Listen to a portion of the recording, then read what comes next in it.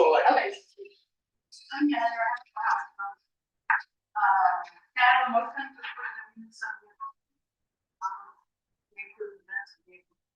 A second. All in favor? Elfie, you good?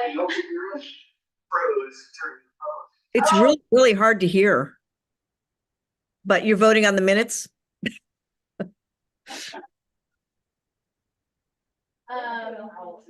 Yeah, is the owl too far? The owl should be in the middle of that. I know, but we have limitations to our day. It's an extension cord. We have an extension cord, but this doesn't extend.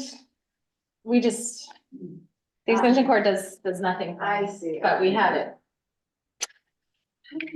I don't know. We were just. Sell a lot more tickets. We're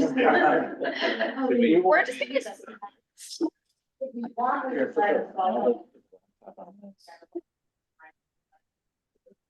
careful with that cord.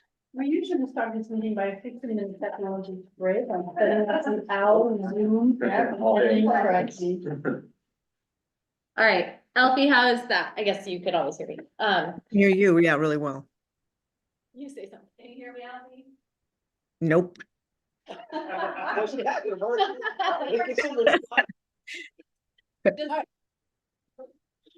Okay, so bids are approved. Number 3 or 2, whatever. Town manager update. So Audra didn't really have No, one an thing- update, Yeah. but go ahead. One thing that she mentioned was the budget information that was asked for. So as part of grant reporting anyways, we have that. And so we posted it on the website, sent it to Ken, sent it to others. It's on the website and it gives you an update on where the budget is and the timeline of the grant. So that's been done. Okay. New business. Do you want me to hand it over to you? Sure. So it is 4:06. We're gonna give you 15 minutes. Thank you. Excellent. I'll take it all. Thank you. Timeline and schedule, you have this gorgeous graphic in front of you, made by Julia Main. You'll see we're here in May. It goes through November. Obviously, this project continues past that, but I was just trying to give a snapshot of what's gonna happen between now and November, which is hopefully a lot of great things. We're, continuing to meet with stakeholders, other committees and boards. Today, you'll see that we're really gonna dig into the refining of the Montgomery Dam design options. And today is also gonna be sort of a dry run of what that charrette style event will look like with the community. And so your input today, it should really be a lot of back and forth today. So we really want to hear from you guys, what you like, what you don't like, and I'll not speak too much about what today will entail. Save that for the big guys.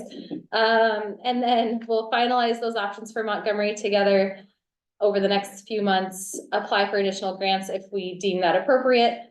We're in that grant cycle and recognizing that they're, if we want to continue to be in the pipeline with NOAA and NIFWIF, we need to apply this summer to be able to do the things that we're talking about here.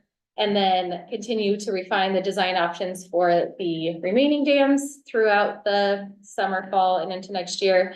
The recommendation to the select board on Montgomery Dam design is due from this committee to the select board by September 1st-ish.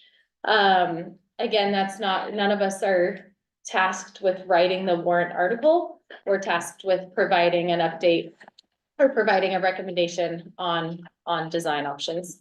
And then, as you all know, in November is the vote on the dam. So we can talk more about this schedule after you guys absorb it, because I know I didn't give anyone time to review it before then, but I think one other thing is we might try and sneak in another meeting next week with this group, because I think there's a lot to follow up on from this meeting. And so I'll follow up with you guys all on that after, but I think it'll probably take place on Zoom, obviously open to the public. But I think there's gonna be some items that come out of today that will be really helpful to follow up on ASAP so that we can get all this completed in the timeframe that we have here. I already talked about the budget information on the Hold on a website. Yeah, second. go ahead, please. It's question. Open Yes, questions open right now. questions. Just wondering about, if we're having any more presentations, like those mid-month presentations, for instance, the Olmsted is a possibility. I know that. Yeah, so Olmsted, so I think we talked about maybe pausing on learning and doing more listening. Or not pause over this time period. And so right now with the Olmsted piece, I actually have a call with Allison and a woman from the Olmsted Network, or the Olmsted Network recommended that we meet with someone to advise on like a cultural assessment as part of this project to help the options be really within the Olmsted legacy. And so we're meeting with this woman tomorrow to see if she would be able to do that, how much, what the timeline would be. And so once we figure that out, that's when we'll be able to give an update on that. We're just still trying to figure out what that looks like, but we've had a lot of conversations with Dee Dee, who is the president and CEO of the Olmsted Network. And I'm sure that if we asked, she would provide some sort of statement on this project at some point. I think right now she's also still trying to figure out what's going on and, what the options are and how they do relate to, Olmsted legacy. So Jennifer Lamada, I Yeah, guess, was made an amazing presentation Yeah. about not just the Olmsted, but Bach and yeah. Montgomery Dam history, to the library, right? Is that something that she could do for us? That'd be awesome. Or, okay, Yeah, we should definitely have that. that'd be great. You wanna reach out to her? Cool, yeah, she's Thanks. awesome. Yeah, that'd be fun. She's done a lot of work, I guess. Yeah, she does. Yeah, it sounds like you guys have done a lot of research in the last couple of months, which actually so that was my Olmsted Network update, which was short and sweet. Do you want to talk about the library statement? Speaking of the library, so they updated their statement from the last one. We did update. And our I think I statement. circulated it a couple weeks ago, Well, I but was gonna say, and I resent it just before I Okay. left. So and I won't take a lot of time on it, but basically it's a statement saying that their priorities are to be loyal to the Olmsted Brother philosophy. And that designs must reduce damage to the shoreline at this point, be resilient and manageable for 2100 storm levels, tide levels. Reduce maintenance or limit maintenance and cost. And conserve as much of the park as possible, including access to the shore, the pathways, viewing areas, and be compliant with the Maine Historic Preservation Committee. Let's see, I guess, any alteration should also improve safety and usability. So that's a real quick overview of what the statement says, and I send it to each of you to read it, but that basically is short and sweet. And I offered last night at the select board, because we talked about it, to put it on the Mercat, part of the resource, because Okay, people can, yeah. the more people can read it, the better. That's right, it's also on the library website. It is on, but it's you have harder to to search find. for it. Yeah, it's hard to find, because I looked for it last night. Yeah. And also, if you could email a copy either to me or to Janice, and I we'll did. put it in the minutes of last night's select board, so, Okay. so it'll also be. I sent a copy to everybody just before I left, yeah. Awesome. I'll put it on the website, on our website more. Okay. Yeah, Thank you. no, thank you. Another outreach piece as part of our ongoing outreach. I know that we've talked about this before, attending committees and boards and also doing op-eds. And I was just going to resurface the op-ed thing if I can hold you to it more, because no one's done it yet. And how I can support you in writing. I think we just need to, you guys keep telling me that we need to get information out to the public. I think that's one way that Camden seems to absorb a lot of information. So it would be helpful. People read the. Did that, who's gonna do it for May? And you know what? Raise your hand. One suggestion I had is maybe two people could do it together from the committee, which I think gives it a little different weighting, if you will, so just throwing that out there. Are there any former journalists in the room, Rick? Yeah, it's a long month for me, I have too much going on. Slammed. I have overburdened. I think, it's pretty quiet on that end. Tyler, Ellen, you guys are a good team for this month. What do you think? Oh, I love that. Careful where you sit. I know, it's possibly. We open our in this month also, so it's definitely a busy month for us, but maybe the second half of the month. Okay. Well, I will follow up with you both after this and we can. Tyler, I take your silence as a yes. I'll.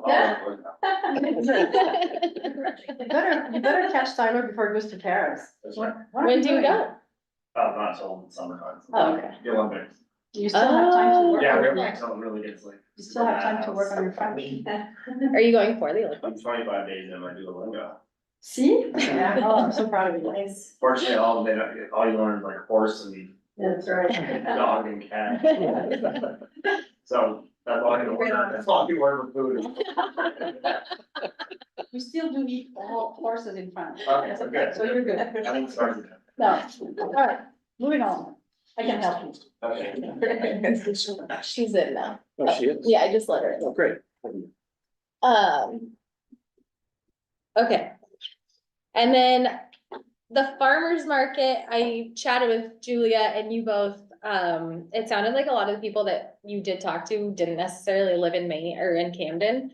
So I was curious if you think it's worth doing it again. FBE probably won't be able to attend anymore, so if you guys wanna do it again, it's on you. One thing I would say is that I think that our signage should show that we are MRCAC, because it was just basically a picture of the watershed, and Okay. people were like, well, what is this all about? And I a know, lot that's of why, people- or Julia tried to print out some MRCAC things Right. before, but. So a lot of the people that we talked to either had places on the lake or were here from other places and will not be voting on the dam in Mhm. November. They were interested, but, I would say very few really were. Yeah, But I think at least having a presence there, if people know that we're there, then at least they can come and have a casual conversation too. yeah. So, So you're gonna own the table for the summer.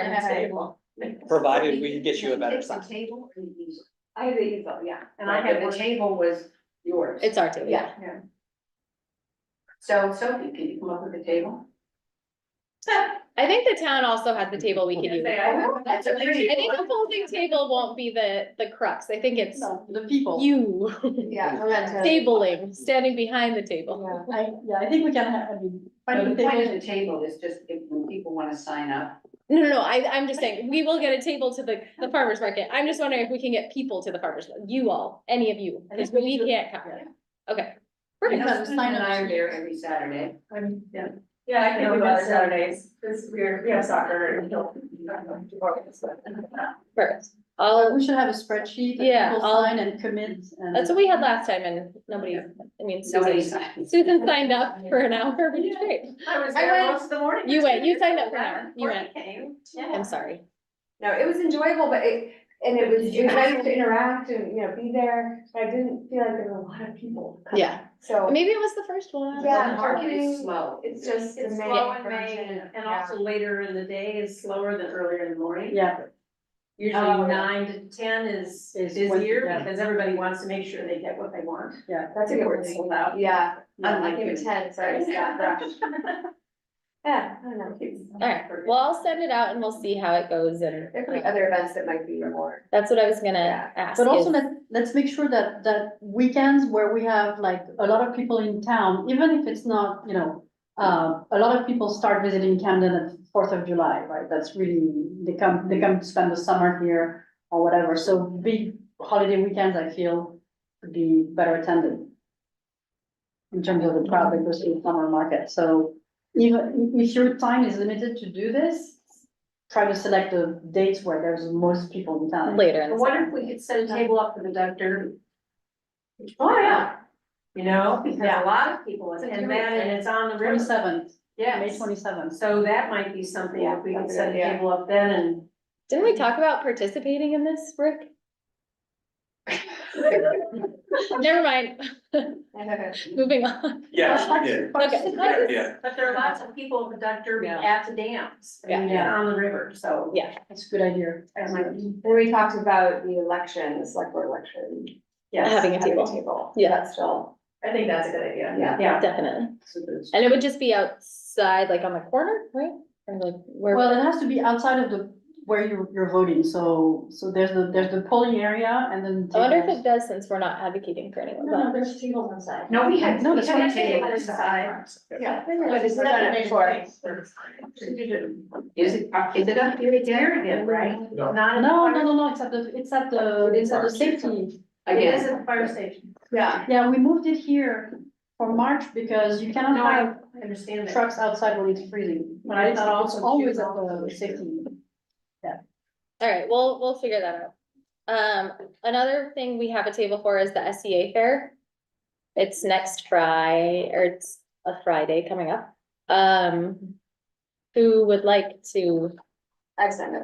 okay, That's the one at the end of May, right? In May. it's, Elfie, do you have the date of the SEA fair? May 31st, thank you. 12 to 4, I think. Yeah, it's not, yeah, it's a good time. I can try and come, but it would be better to have you all there, so. And then, yeah, it sounds like Duck Derby and the election day would be the other good things. So continue to send where else you think we should be, and we'll be there.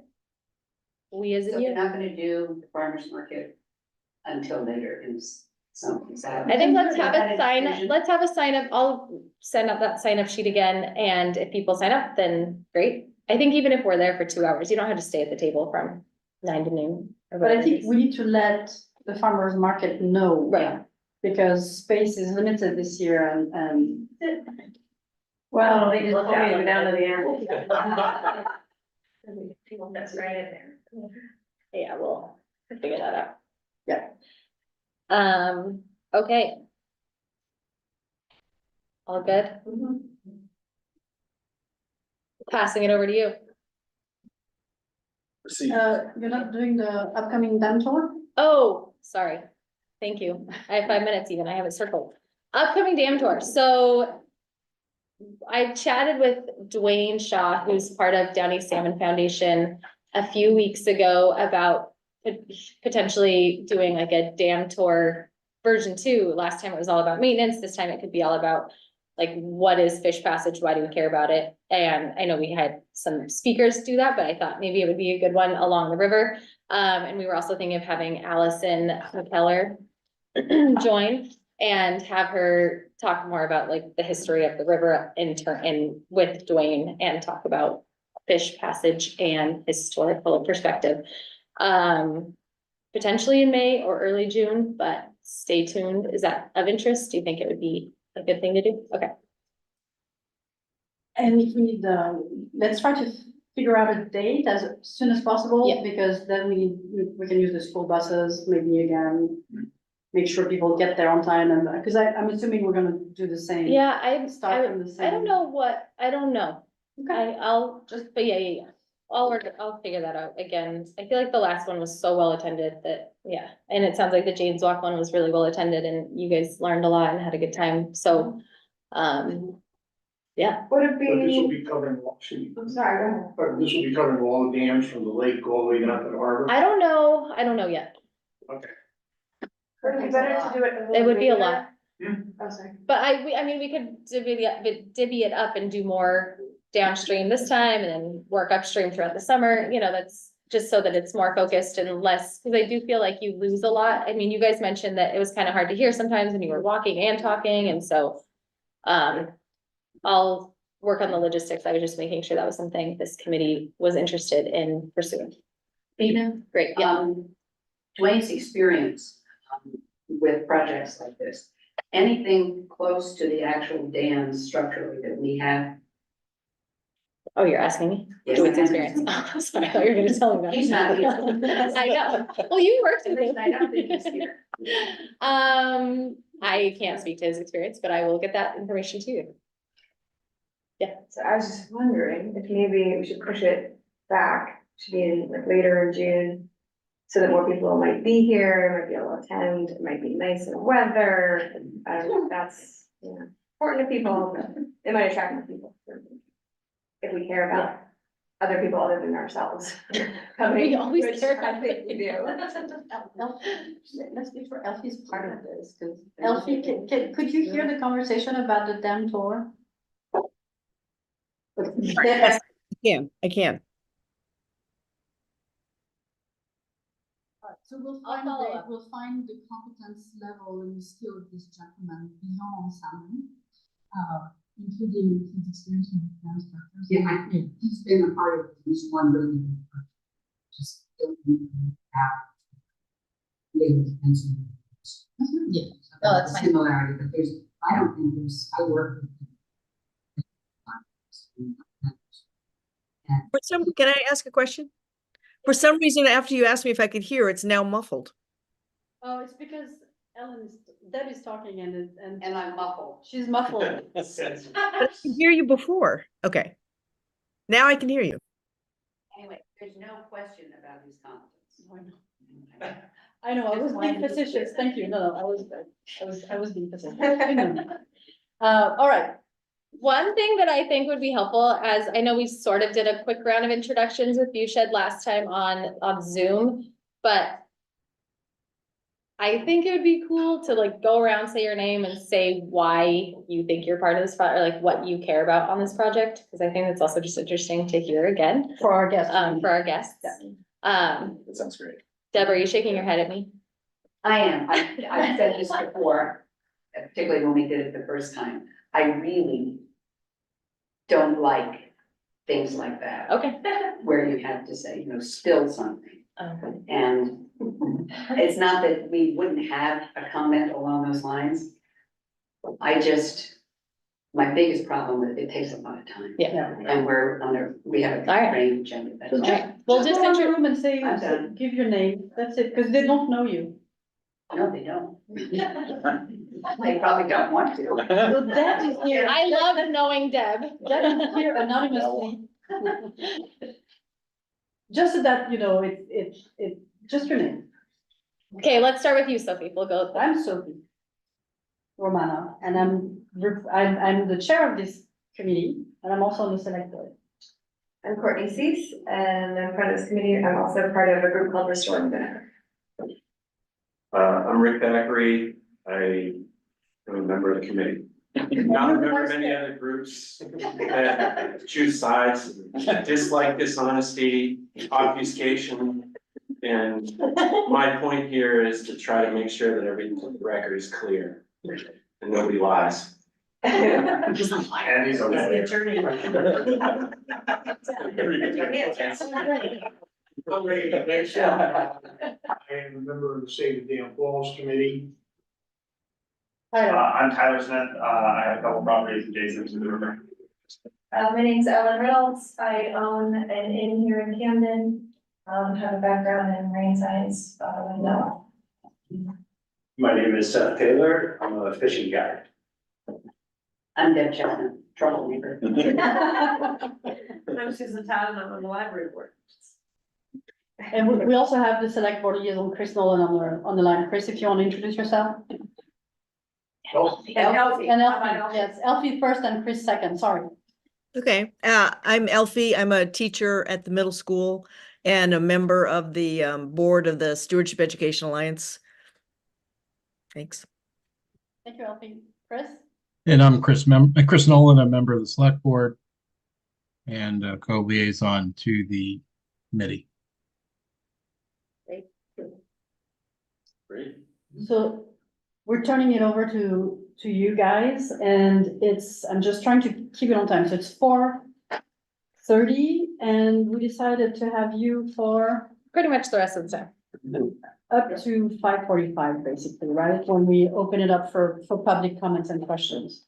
Sure, that should be plenty of time. We've got a presentation to give, but as Bina foreshadowed, we will stop for conversation throughout it. So this is a And conversation. make sure you speak loudly. Yeah. Your names?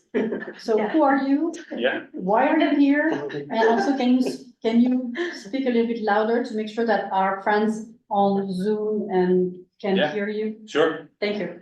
All right. Sorry, not all at once. My name's Eamon Hutton. I'm a landscape architect. I'm with a firm called Viewshed. I'm joined by my colleague Jamie Hart here, a landscape designer.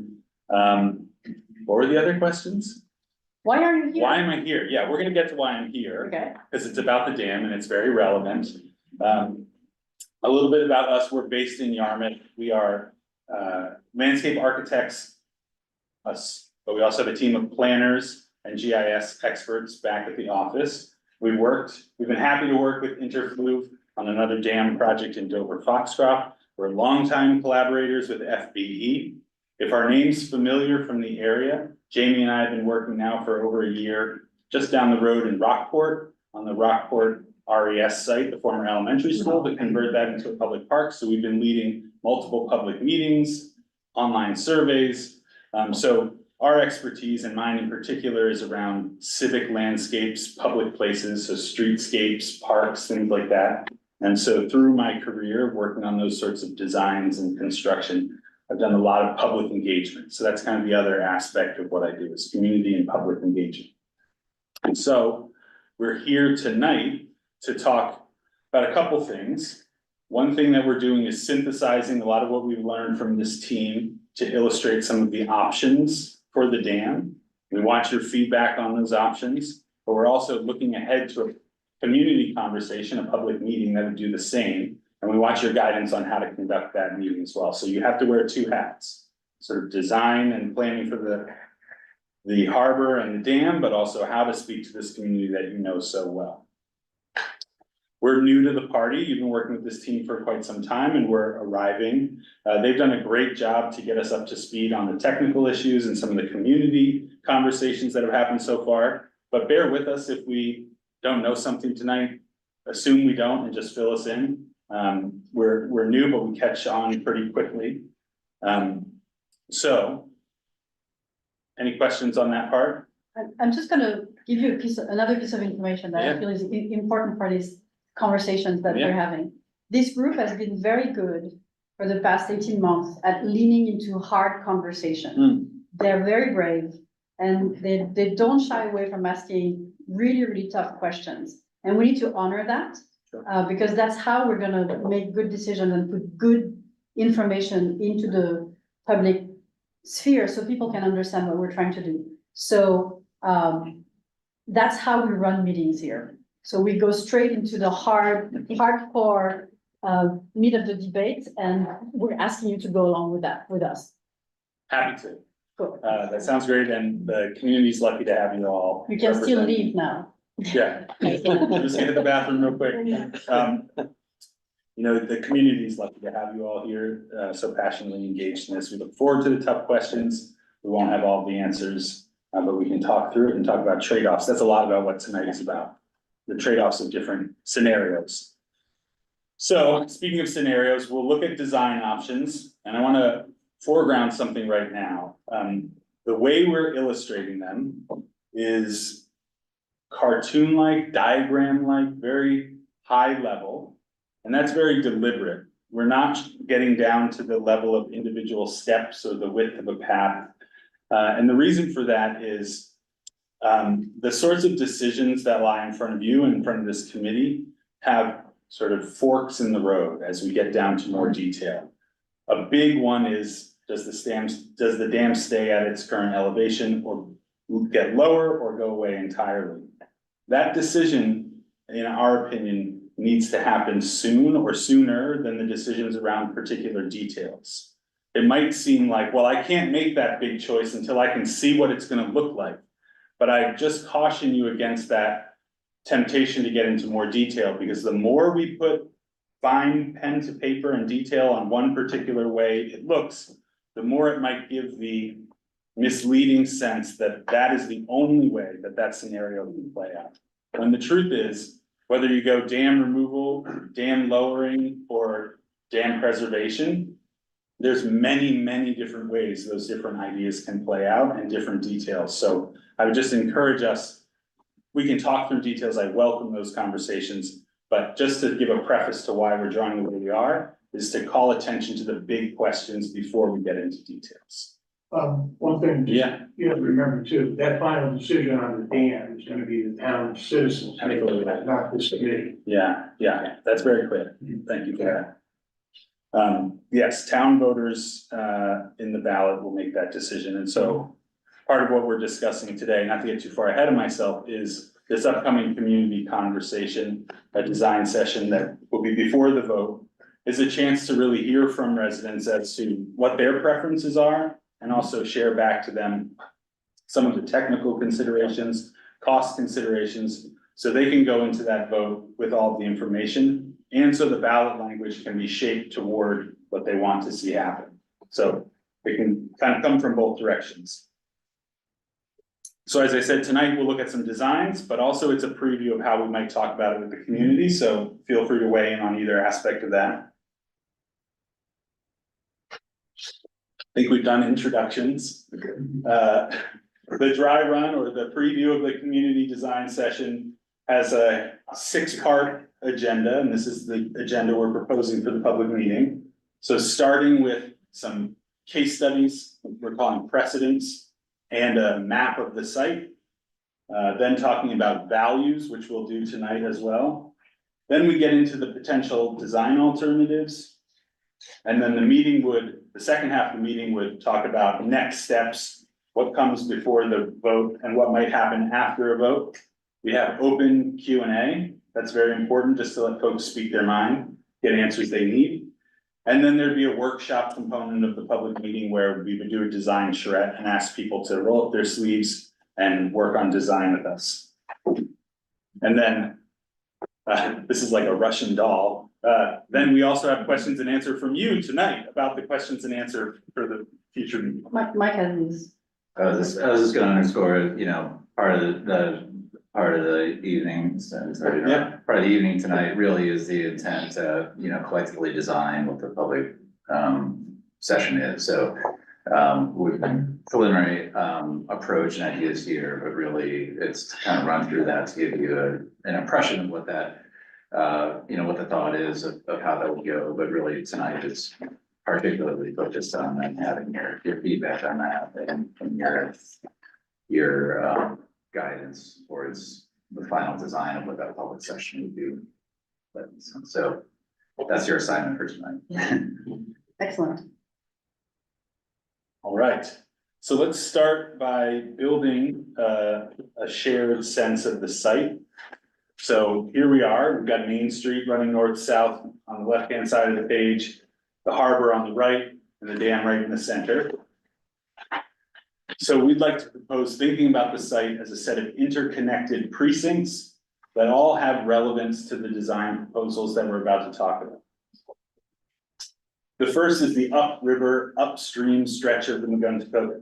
That's related to the design alternatives because of how it connects to flooding on the river. Lowering the dam lowers the base flood elevation for the river. So water levels would be lower in both normal conditions and in flood conditions. Of course, scenarios that add fish passage would reintroduce fish to this stretch of the river. We know there are more dams upstream that you're all thinking about as well, so it's just part of the story. But it would begin here. This is the connection between the sea and the river. And of course, infrastructure, this end of the river as it meets the dam is channelized. It abuts development, it abuts river walls and building foundations. It also passes underneath the bridge. The next area is the dam and spillway. That's really the heart of the issue that we're talking about tonight. It's of course in the center of this because we're talking about how to restore fish passage, how to increase resilience, how to preserve a sense of place here in town, and all that's connected to preserving the fish or preserving the water level or reducing it or completely removing the dam. There's, as I said, the sense of place is really important here. We know from our team and from hearing some of the conversation that the impoundment and the reflecting sheet of water is something that many people think of as an iconic part of the town, something that they really love.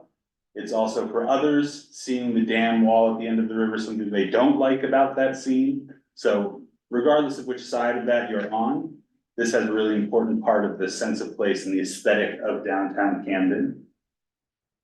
Sorry, can you admit? Tyler. Thank you. Yeah, I assume you know Tyler. he's right there. We might let him share a screen in a Oh, little it's bit. TikTok. Yeah. The call's coming from inside the house. I don't have, I need to go back, which I don't think I can do. Yes. Thank you. And then can we Hold on, take? let me hide, yeah, Amy? here, let me do it. Yes, yeah. You're in control, but. I'm gonna hide this again. Hide. So, One question. yeah. On all of your, work you're gonna be doing and everything on this, are you taking into consideration high and low flood, water levels in the river? Because up until like today with some rain, the river's been very low because the dams up, or the dams up the Lake Megunticook have to be kept closed to keep the water level there. There's a legal restriction on that. So I think, a lot of this stuff has to be, hey, there's gonna be some times where there's very little water coming down the river. Yeah. Yeah, absolutely. So, we look to Interfluve, our teammate, as the river engineers to get into the nuts and bolts of that, but yes. All water levels are part of this conversation. So flood, I guess, normal, and then low water. There's implications for all of it. So then with the dam and spillway, there's also the waterfall and the way the water cascades over the rocks and the level of flow, to your point, in the different scenarios that changes. So that's part of the discussion in this area. There's, yeah. Along with, probably discussion in that area is also when we need to empty the impoundment and what we see behind the impoundment, which is pretty nasty looking. And that could be an opportunity to make it look better, and then the pilings of the buildings behind and things like that. So it also needs, I think it needs to be included in the conversation. Interesting, yeah, so when the water. We have pictures to show. Yeah. Pretty scary. So when we talk about the different scenarios, the ones that keep the water level up at the level that it is today would have all those same dynamics. So you think about what it looks like when it's drained. Then in the partial removal that brings the water level down 3 feet-ish, you then more often see some of that area because it wouldn't be underwater any longer. And then full dam removal might bring the water 8 feet down in that area. So you'd see a lot more of it. Great. So the next precinct is the immediate inner harbor. For a lot of people, this is the front door for Camden. So definitely for boaters that are out there for leisure, that's the way they arrive, but also it's a working waterfront. And so a lot of people come and go to the town through the inner harbor. It's part of that sense of place. It has a certain aesthetic today with the waterfall and the park to your right and the harbor landing to your left. And all of these discussions affect that view that you see as you arrive at the front door. It is a working area. There's boats moving around. There's docks coming in and out seasonally. So it's a place where work is happening and people are making their living. So it's not just a sort of postcard for the tourists. But tourists are a big part of this. So remembering what this view looks like and how that's perceived by visitors is important. Harbor Park. So in the conversation, when we talk about dam preservation, partial removal, or complete removal, some of those have implications for the park. I know it's something you all have talked about, the way the water would spill out might need to see changes to the seawall at the edge of the park. Some scenarios that we'll show today take advantage of the lowest edge of the park to create a fishway through that margin. Again, it's part of that view, both from the land side and also arriving from the water. It's the green side of things as you're approaching. It's not just any park, it's this historic significance designed by the Olmsted firm. We're landscape architects, so that's heritage that we take very, very seriously. I've worked on a number of Olmsted parks and projects. His work and his son's work and the ethos of that firm is kind of cooked into our bones. So it's not something we take lightly. So there's that historic overlay, which is one of sort of considering our history and our legacy in this country. It's also preserving a sense of place, and there are real overlays around historic preservation that aren't just sort of wishy-washy, but very particular. The seawall along the park needs repair, is falling apart in some places. It's very old and has a charm and a history of its own. But when it is repaired, the question comes up, should it be put back as is, rebuilt as is? And what does that do when we think about sea level rise and increasing frequency of storms? Should it be built higher in the same fashion, or should it be rebuilt with a different type of wall? How does that jive with history, and what would the ghosts of Homestead Brothers say about that? You know, what is in keeping with their spirit and the appropriateness for that piece of history when we're facing unforeseen climate change? And then I think this is the last one, the town landing. I feel like I haven't heard a lot of discussion about it, so I'd love to hear how this factors in for you all. But it is part of the lifeblood of town. It's part of your working waterfront, and certainly implicated in this conversation about how the water flows out the river and how resilient you are to storms and storm surge from the sea. It's also where you have a lot of parking and a lot of day-to-day traffic and moving pieces for your community. So we want to talk about that, and if there's a future where there's seawalls, the seawall is being rebuilt on the Harbor Park side of things, is that also the time to be discussing the seawall and cribbing at the town landing and how that space is preserved? Because it's not in the sense of the historic preservation of the park, it's not the same conversation, but it's equally important, I think, to your town to have that functional town landing. So when we talk about resilience of your water's edge, we have to talk about both. A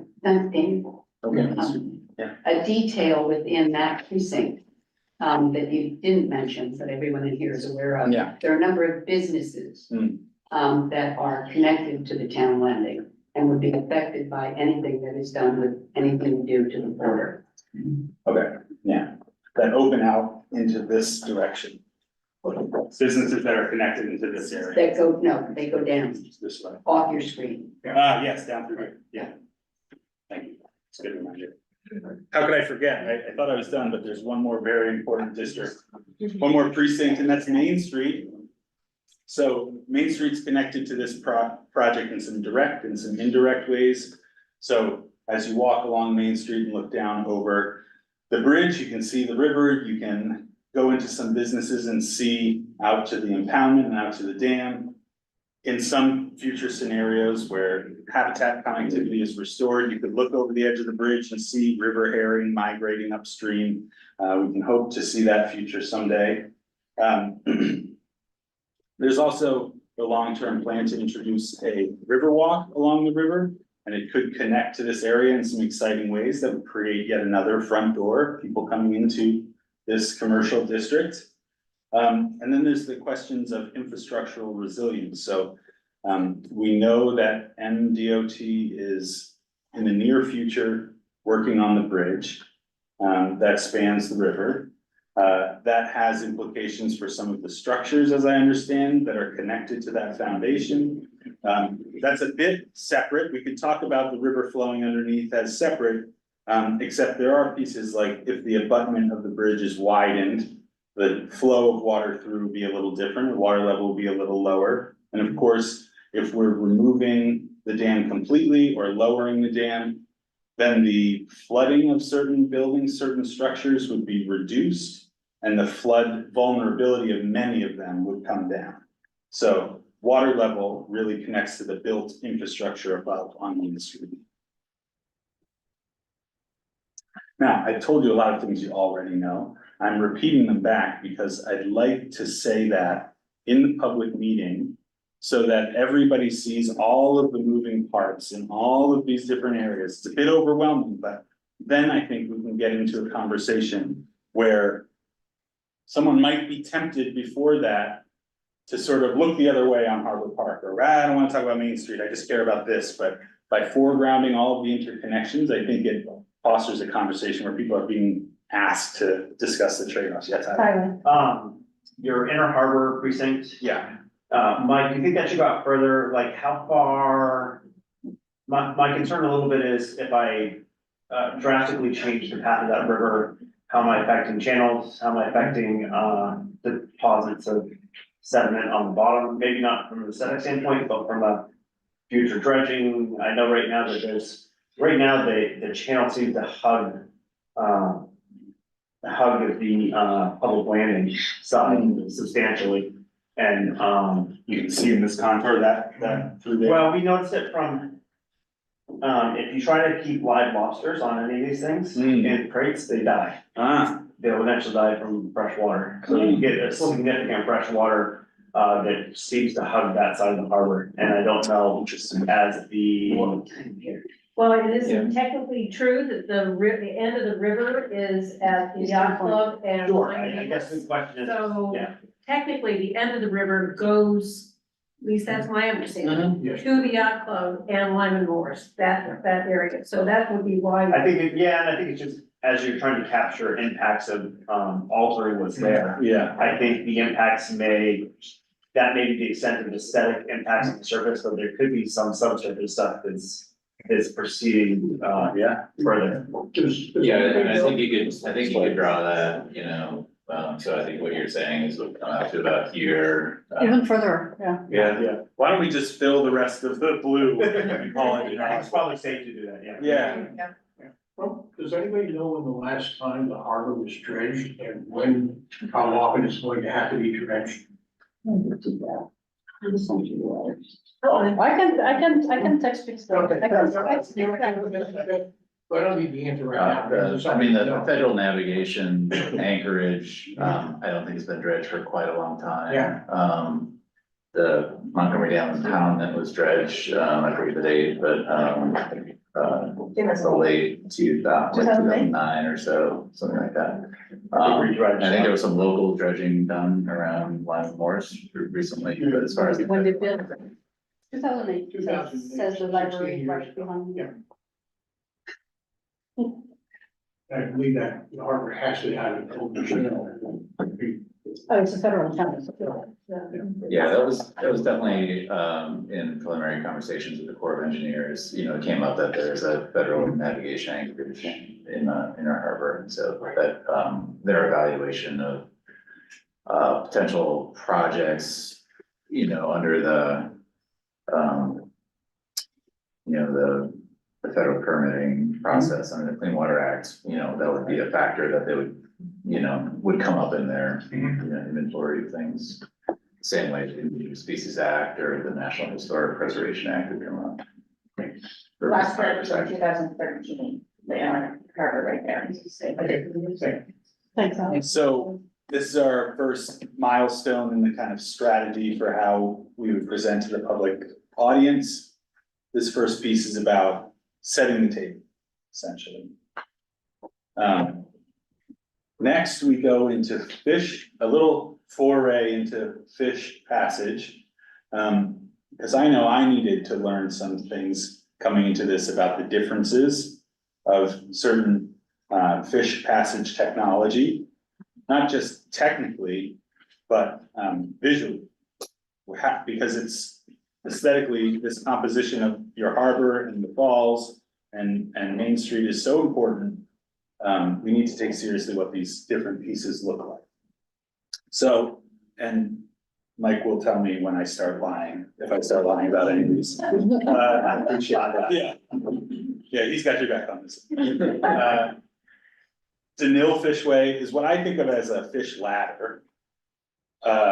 Concrete structure with a set of these tight weirs. It's narrow and allows the fish to migrate up through these cascades as they then not necessarily switch back, but they make their way up to the top from one chamber to the next.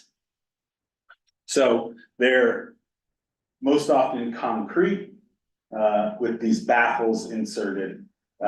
One of the things they do for us is they have the smallest footprint of the options we'll show, and they help us go up pretty quickly compared to some of the other options.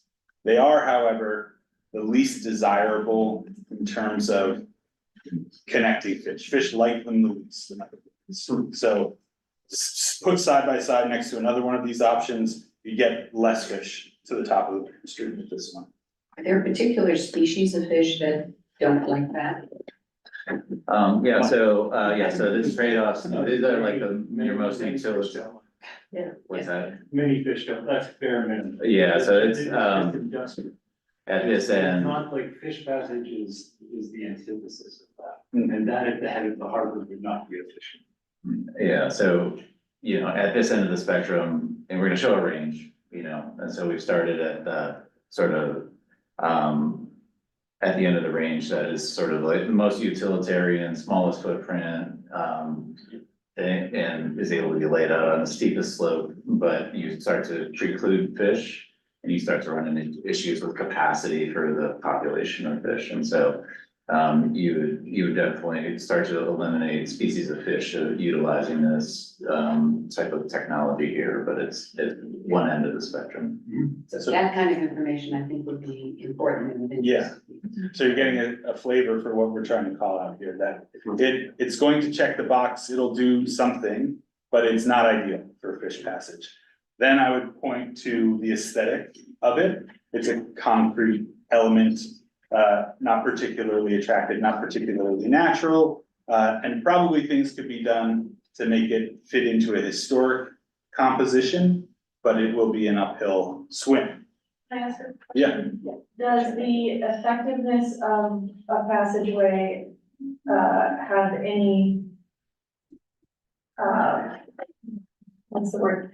Any effect on how much funding you would actually get? Like if you're looking at funding and you're trying to meet this Yeah. sort of need, if you go with the sort of least helpful Yeah. option, does that mean that you're less likely to get more funding? Yeah, I think, you know, I think in some of the feasibility studies that we've done, we tried to lay this out in terms of, preferences that, you know, sort of resource agencies, you know, at the state and federal level assigned to different types of fish passages, and sometimes you just don't have any choice, and so you have to go with sort of the least opportune option, and and then I think the leverage or competitiveness that you have for grant funding kind of, you know, follows or shadows that, you know, the sense of the resource agencies. And so, you know, the Neals are gonna be at the sort of the lower end, you know, of both of those things. And, you know, I think there's also, this discussion also just underscores, you know, a little bit of a concern that we had is that, you know, we're gonna show options for all of those dam management scenarios that all have fish passage on them. But it's important to realize that the fish passages aren't equivalent to each other between those, and so this is a good conversation to start with. I do think it would be important when to get to showing this to the citizens of the town and everything and stakeholders is to, you know, how much room something like this is going to take.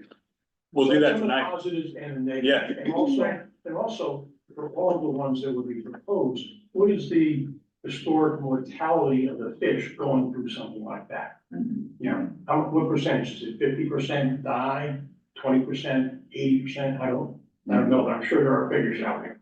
Yeah, I could represent some of those things just sort of conceptually this evening, if you would like, and then we can follow up. Yeah. But I think when we show things to, you know, the public and everything, there should be that kind of information there. Yeah, I think also, one thing about technical fish passage, of which this is a type, you know, fish ladders or technical fish passages, they're extremely site specific in their effectiveness. And so this technology in Camden Inner Harbor, you know, is gonna likely work differently than it works, you know. Historically at Cooper's Mills, it actually didn't work very well there, that's why that dam's no longer there. But at Box Mill, you know, that was actually a new ladder that was constructed recently, so. And then, just one last footnote about the Daniel Hopper, its design is really precisely tuned to the arrangement of those baffles, those wooden or aluminum baffles that are placed in there. It's all figured out, you know, very precisely, and flumes and big hydraulic labs and things like that. And so it offers the least amount of flexibility to tailor to the landscape of the park or things like that. So just to quick clarify, the Cooper's Mills Dam that's pictured here, that's the one that's no longer there.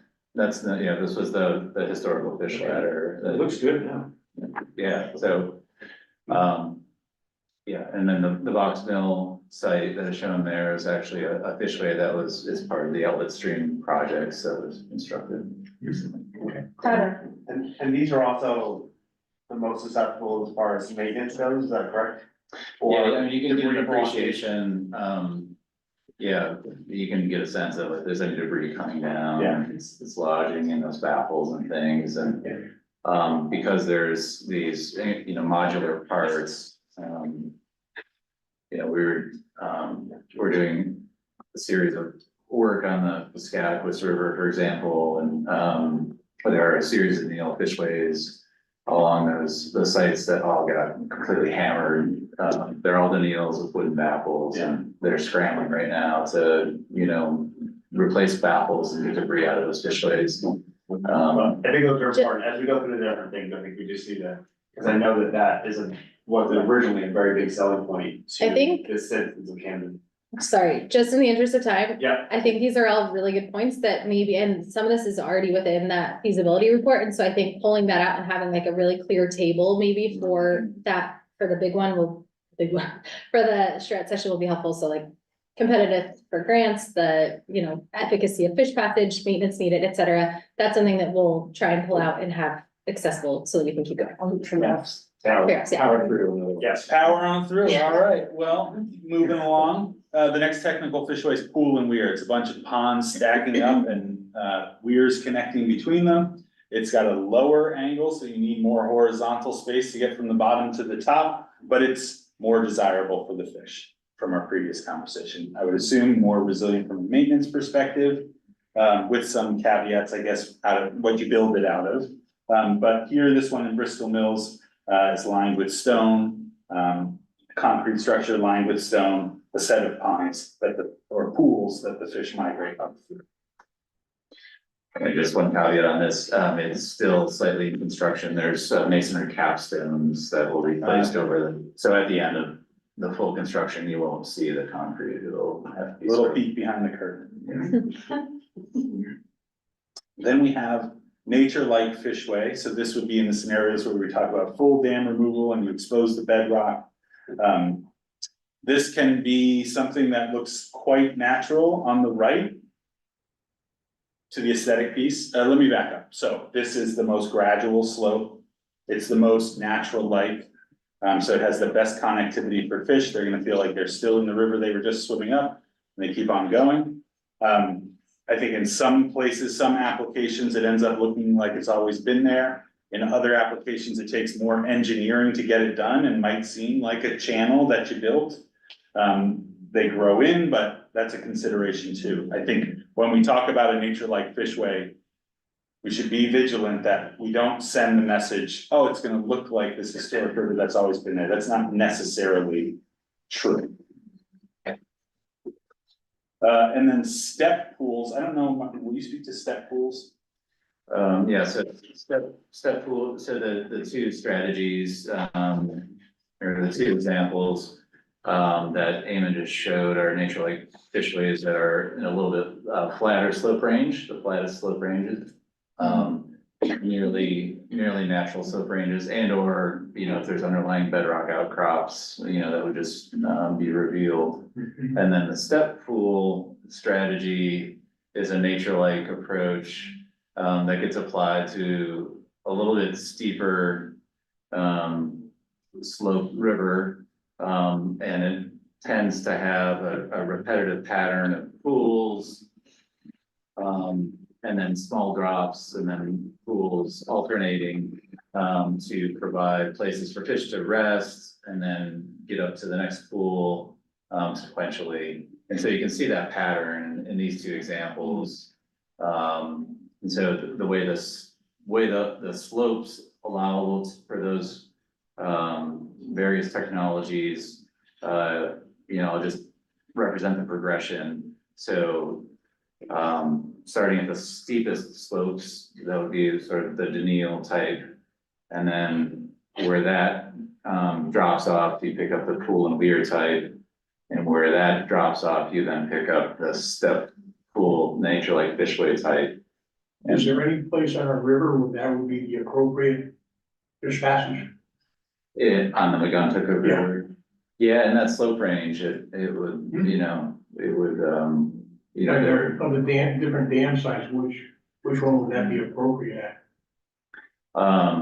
As far as the fish passage solution. Yeah. Yeah, I mean, Step pools. yeah, so at Montgomery, for example, you know, the nature like passage approach, one of the nature like passage approaches that utilizes an alignment through the lower harbor park would essentially be a step pool type strategy. You know, and I guess the caveat I would say with like, you know, removing structure down to bedrock, it really relies on either what the nature of the bedrock is beneath it or additional, you know, enhancements or modifications you might make to the bedrock, you know, but with that strategy, often it follows you know, a tactic of removing the structure, good because there's a lot of, if you will, uncertainty or unknowable nature of what exactly is beneath the fill or the dam structure. That strategy can often follow a tactic where you get those structures and things out of the way so that you can really understand the nature of the bedrock structure. And then sometimes that's just fine, you know, for passing fish, or sometimes there might be some, you know, adaptive measures that might, you know, then come into play in a second step, you know, to keep the fish passages forward in place. Are there man-made structures underneath making those steps, or is that all done with rocks or things that are already part of the? Those are constructed segments of stream, you know, and so you can see there's so each of the little drops is comprised of you know, large boulders that were placed in certain configurations to provide, you know, just the right hydraulic conditions for Okay, fish. so not some sort of like board wall underneath there. Right. Yeah, maybe- That's a good question. It was tricky because it's man-made, it's built, and that's part of Right, it. It's yeah. like I someone just went didn't out know there, how- but they used rocks and natural material. Huge giant. It's huge giant. No, I have one question about, I watched a documentary recently about way bigger dams and fish passages on nebula, and it was super interesting. And they include in the fish ladders, places for fish to rest, because they get tired. And if they get tired, they get discouraged and just turn around. So also, I mean, I'm curious about this in the design, like the well-being of the fish. Yeah, It's in the weeds, I get it, but well, I think it It's leads hard- to how we communicate with the public, though. I think Right. there's something really powerful there. Right. So we'll reorder this because the last two should be flipped. And I think what I would say to the public is these four options go from most steep to most flat. So it kind of depends what's going on in your river, but also how much space you have to stretch out, which one you can use. And they go from most technical concrete to the flat ones we're building out of rock. They're all being built, Yeah. right? And so if you imagine being a fish, you'd rather swim like this than this, because Yeah. it's tiring. So when you have things like this, you have to account for those places to pause and rest, or they're gonna turn back, and it's hard. So that's why this is the least conducive to fish passage, and this is the most. So I hate to slow down your presentation, but I'm trying to apply what you just said Yeah. to this, what we're looking at here. Yeah. Did both of these two rivers used to have basically a flat section and then a big drop, and now they're more like this? I don't know what was there before. Yeah, so what's going on, they're slightly different, so the Megunticook, or Megunticook. The S word. The one in Orrington. Megunticook, say that five times. Yeah, the project in Origin, that's at a pond outlet, and so it's mitigating a vertical drop, you know, past a pond outlet dam.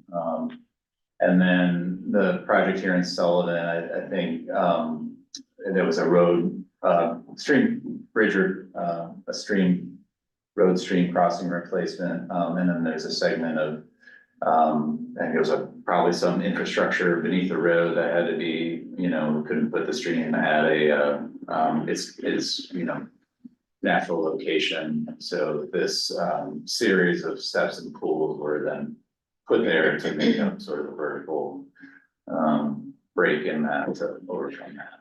Okay, thank you. That makes sense. Yeah. So I have a question, if you look at the whole river with the east, the west, and the Seabright, which will stay there.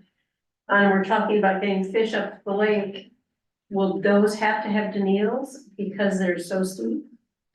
Not necessarily, Okay. yeah, And just because of the interest of time, I'm gonna save that question for another time because we are way behind schedule, but it's a very good question. And I think the answer is that we'll look into those options as we get further down the line. Sorry, Carry on. Thank you. sorry. No, thank you, thank you. It's my So that's our attempt to bracket the range, the spectrum of fish passage. I'm actually gonna move past shoreline stabilization for the interest of time. I know. I'm like, But the idea would be to do something similar, to say you can have a vertical seawall, or you could have a revegetated living shoreline, and there's a lot of different options in between. But I think the message I'm getting from you all is, I should make clear the trade-offs. You know, this one costs more to fix, this one works better for the fish, so that, and you'll see that's actually where we're headed with the designs in general. So I'm gonna have Jamie pass out some bingo cards. Sorry, Deb. Sorry. We're playing a little, we're having a little fun. Yeah, I'm not anti-fun. I know, I'm just giving you a hard time. so. You wanna play too? There's an extra one. Yeah. So everybody's about to get this piece of paper. And we're gonna talk about it in a sec, but, we've got values listed here, values for the project. You're going to use a pen or a pencil to fill out this light blue If you column, need one, let me know. and then we're gonna go from there, so. Let's talk about values, and then we'll come back to the bingo card. I'm not saying we're. All right, a minute to get your pens out. Anyone need a pen? All good?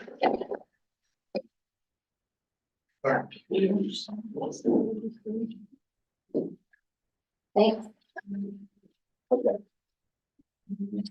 So we've put our heads together with FBE and with Interfluve and reflected back on a lot of the work that this committee has done, the public surveys that you've done, and even the activity from the last session. And what we've tried to do here is distill a set of 7 guiding values for this project. I'm gonna go through them quickly, but on your sheet, in the blue column, I want you to put a check next to the top 3 for you personally. This won't go public, this is just between us. I want you to just speak from your heart. Which of these 7 values are the most important, your top 3 for you? And just put a check. Can you say a little something about what you mean by Yes, yep. infrastructure? Yeah, that's where we're going now. So the first one is access. So that's the idea that in a future condition, people will be able to have access to the waterfront, that they'll potentially be access for people of all different abilities. So I think this connects to the Harbor Park. We talk about changes there. What does access into the park and down to the waterfront look like? When we talk about scenarios that change the way the water spills down, can we create better pedestrian access over near the waterfalls? So access is about people walking and moving near the waterfront. Aesthetics is pretty straightforward. It's how this place looks.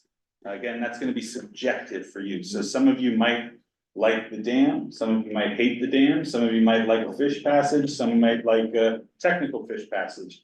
But how important is aesthetics to you is the question. Upkeep with the $3 signs. So there's lots of cost implications here, but we're talking about the ongoing annual cost to maintain this. So do you want to build something like a technical fishway that's going to have a high, relative to other things, have a high annual maintenance cost? Or do you want to build something that has a lower annual maintenance cost? So it has a connection to taxpayer dollars, the sort of funding you have to create year in and year out. It's not the cost to build it. We'll come back to that in a minute. It's the ongoing costs. Habitat connectivity, we just talked about for 15 minutes, so that's how well this does or doesn't connect mostly fish upstream. History is the value of preserving, protecting, stewarding the history of this place, including the landscape architectural history of the park, but also industrial history of the river, cultural history of the place. infrastructure is the concrete, rocks, moving parts of your built downtown river. So I would include the bridge, I would include the dam, the spillway, the seawall, all as part of your infrastructure. So how important is to you to create, build, and preserve that infrastructure? And the last value is a sense of resilience. So how important is it to you to be resilient against storms that are coming every year, but also against sea level rise that's coming in the years to come? So don't overthink this. I know that we could really. Too late. Yeah, I know. You can see the gears turning, but just at your initial reaction, you've all come to join this committee for different reasons. I think you have different things you're passionate about. If you had to pick top three, go ahead and mark that, your top three with a check in the blue column. And this is abstract considerations. Yeah. Like how important aesthetics broadly is not the aesthetics of the old dam versus the new dam. I would say somewhere between broad and specific. I'd say it's for this project. Here,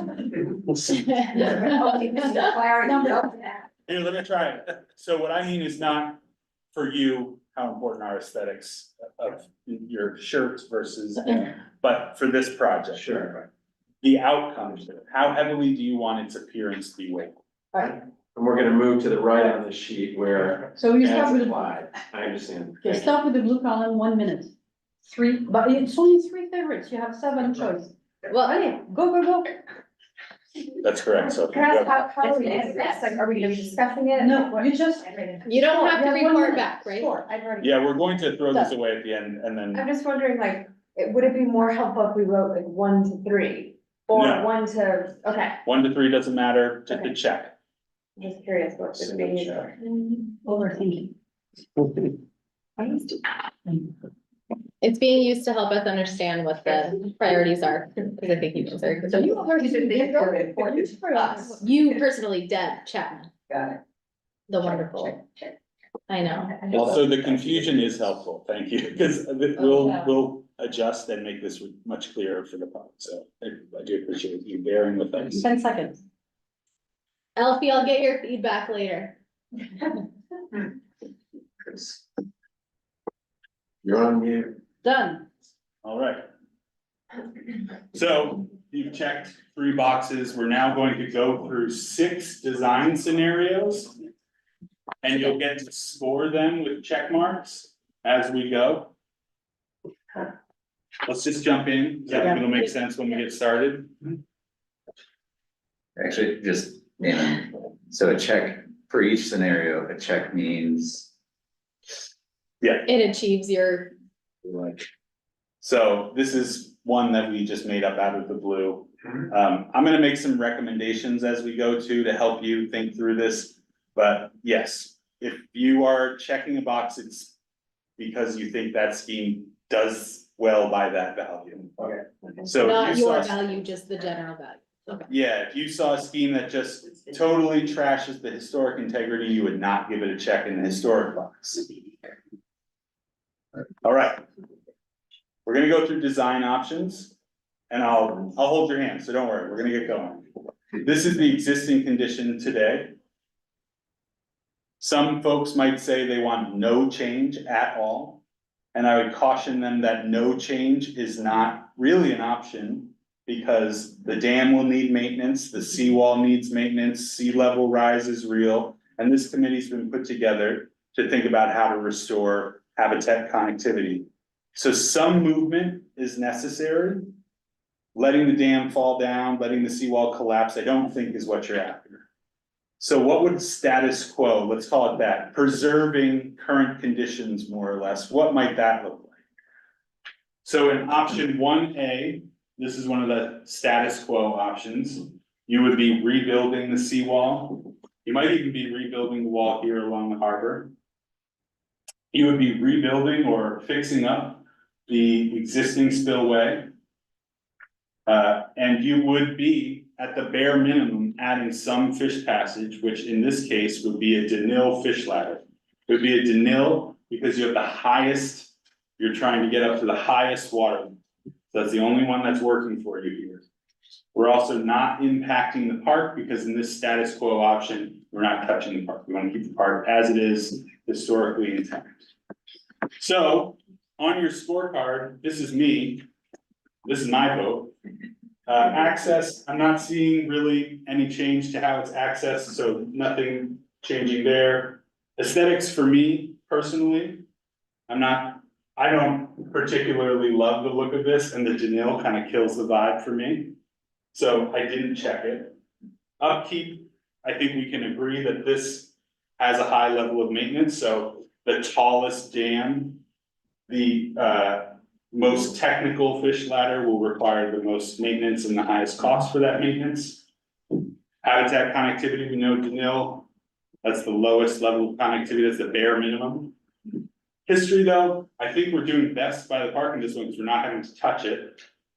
We're keeping the dam, we're keeping the reflecting pool, so I think we're doing right by history. Infrastructure, I'm kind of on the fence with that one. It does seem like we're preserving or rebuilding a level of infrastructure that's not totally needed. And we're also continuing the high water levels upstream, so flooding doesn't get any better, impacts to buildings on Main Street doesn't get any better with this. And then resilience. We haven't stepped back or changed the seawall, we've just repointed it, rebuilt it as it was historically. So that's the same. So you're addressing both the dam and the seawall? Yeah. Oh, sorry.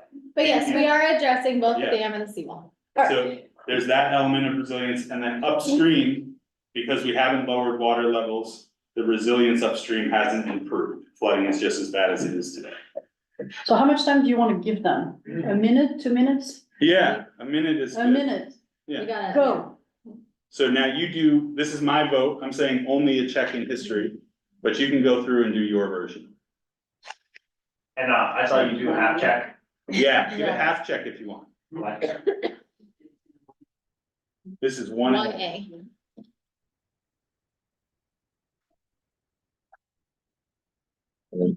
Column for each, 1A, 1B, 2A, 2B. Okay. That's it. Okay. She said 1 minute. She is the boss. I think we'll be on schedule, Alright. keep at this. That's why I wanna. Yeah, appreciate it. Everybody done their check mark? All right, so 1B is another one, status quo, this is a shade different than the last one.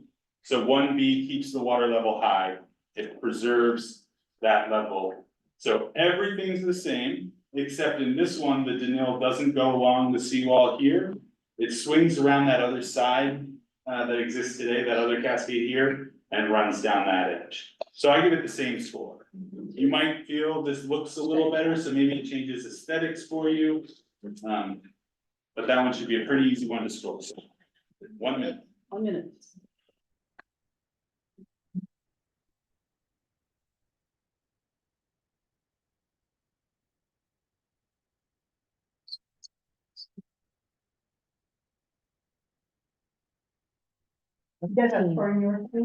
I gave up on I wanna write an essay for each one, so. Your check mark, China. It's gonna have. Your essays are good though. All right, 30 seconds, are you guys done? Yes. Did you see Tyler, the Danil passage on the other side? yeah, 1B was Danielle going the other way. Now we're on 2A. 2A, so we've gone from the 1 options, 1A and 1B, which are about status quo. Now we're sliding over to 2A and 2B. These are partial removals, so there's still some impoundment, but we're bringing the water level down just a little over 3 feet lower than what it is today. This first one, we have the impoundment here. It gets smaller in the north-south dimension and more of this ledge is exposed. So this is a smaller pool of water than what you have today. Again, it's 3 feet lower. It still has a cascade over that rear edge that goes down over the ledge. This is still a hike to get from the harbor up to the river. So a Denil fish ladder is in this one. We rebuild the seawall in its location. We don't impact the park at all.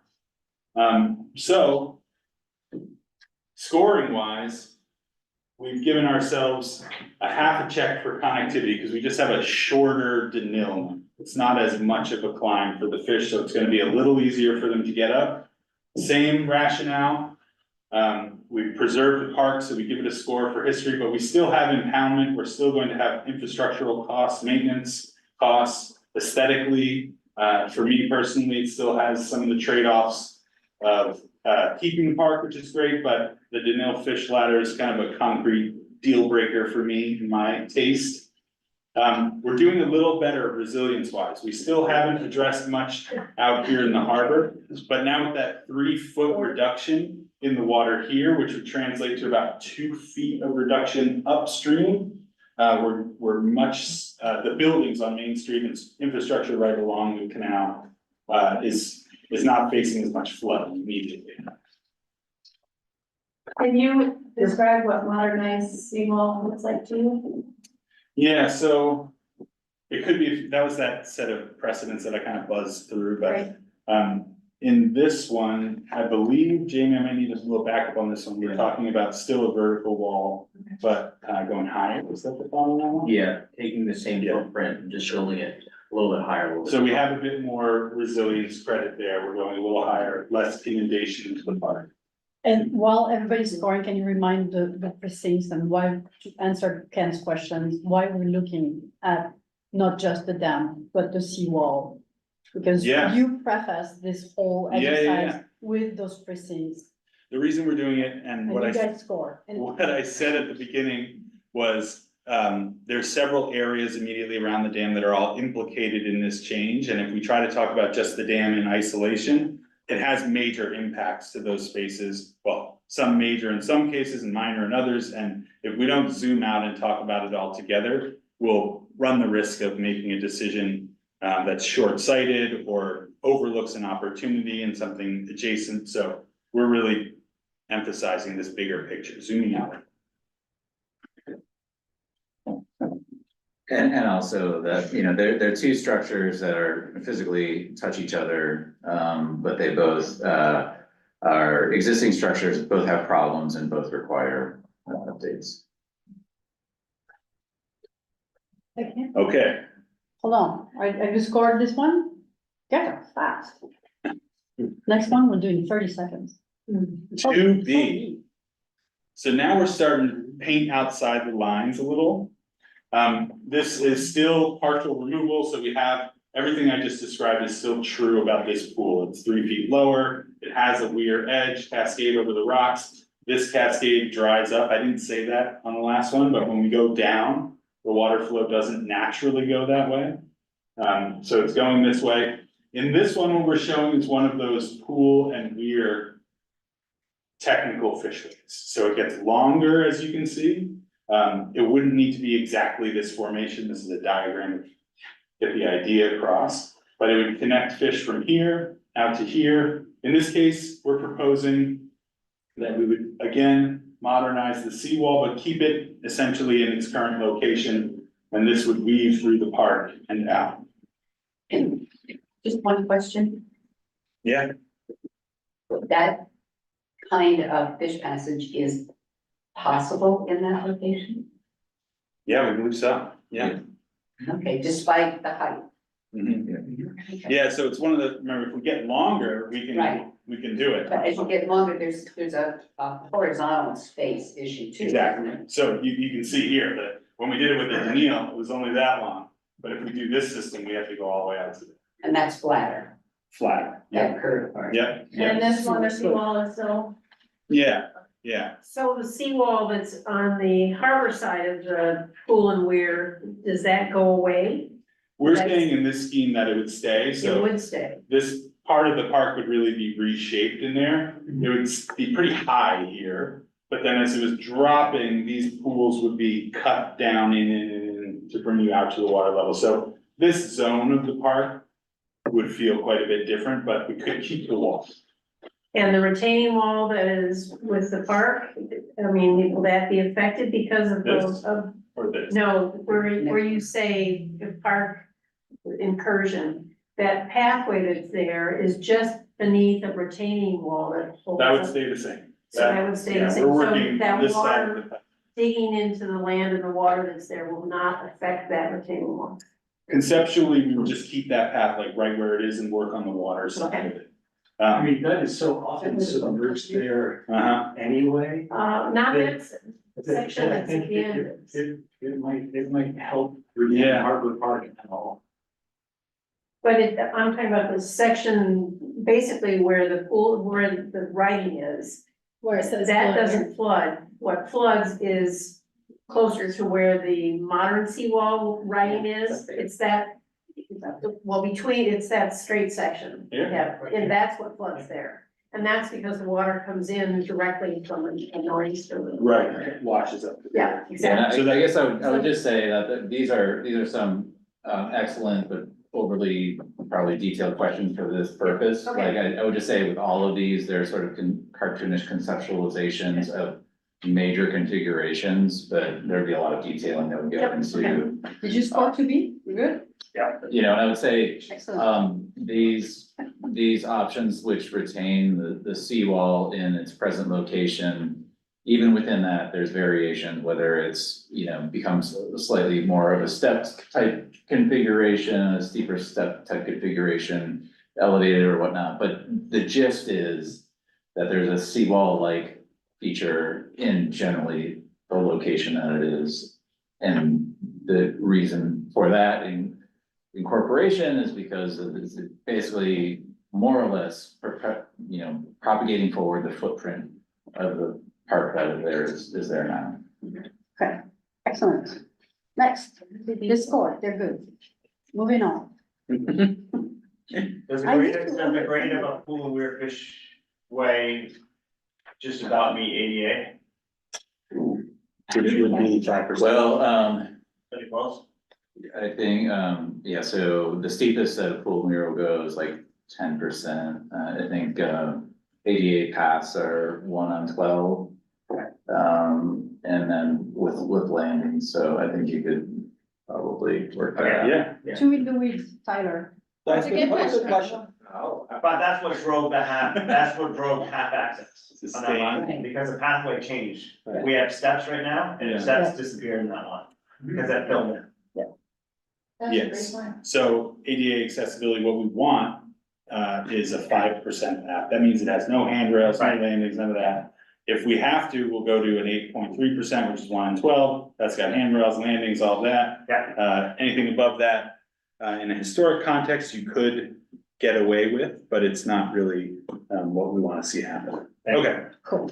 So option 3, A and B, this is full dam removal. So in this first one, there's no impoundment.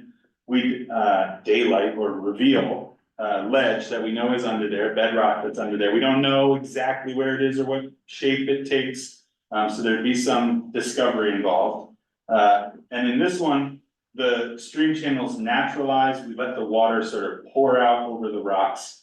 And in 3A, kind of take the course it will, and then come back and say, how well is this working for connectivity?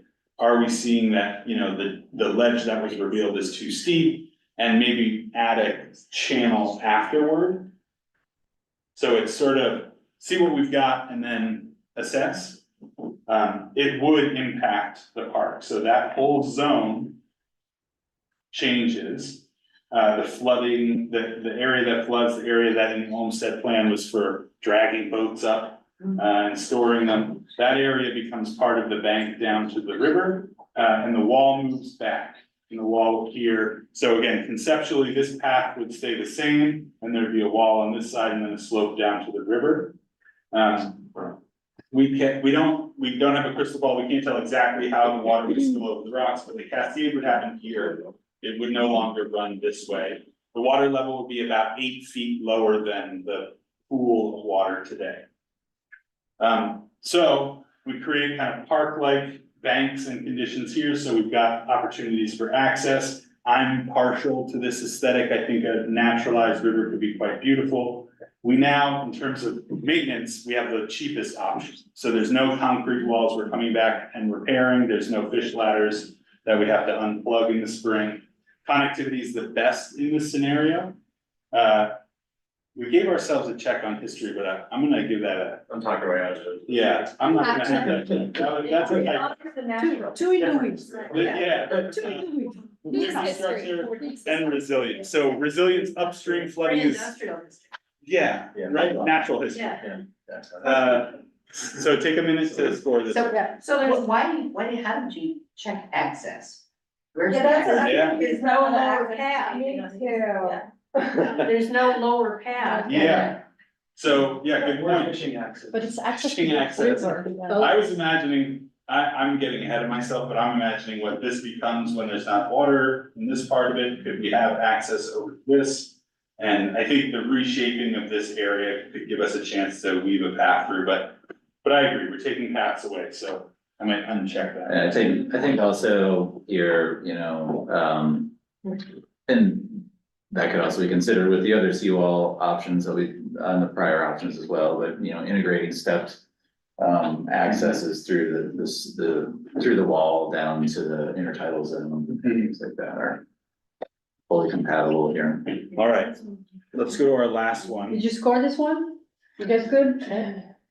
So this one takes a proactive approach and instead of just revealing the bedrock like the last one did, this one says, let's get ahead of it and actually structure that nature-like fishway, like some of the precedents we saw where it was built out of natural stone. Otherwise very similar. So instead of one big cascade just unleashed, we would then have a channel that we know we've built in such a way that it creates effective fish passage. There'd be some more natural overflow over the rocks. And that's that. You perceive this as potentially necessary because of the drop of the grade for, Right. highest level of fish passage. Okay. It may be, yeah. Is there any kind of upkeep associated with the step pool? Michael, speak to that. There can, as well designed and constructed, typically there is very low maintenance, but, often, it will, immediately after being placed into service, there can be some adjustment in the boulders and things like that. So there can be a step of just making some adjustments, but then after that, it's generally pretty good to go. Okay, is that what they have at Soames Pond? Soames? No, unfortunately, they have a meal at the end of the time. But they have Yeah, weird- at Soames, their technical, Pool. Danielle. Oh, really? Oh, Yeah, technical fish lights. You good? Wow. So, You have exactly 10 minutes. great. So this is all of them together. For your reflection, you don't have to show me what you do, but I would say go across and say, when you said your top three, say it was resilience. I want you to go across and circle every scheme that you checked for resilience, if that was one of your values. That makes sense? Yeah, so remember how we did your top three at the beginning? Yeah. Go across and circle all the times that a scheme satisfied From that your top value. three in the far left. So if we put half, do we half circle it? Just. I would full circle 1 minute. On a roll.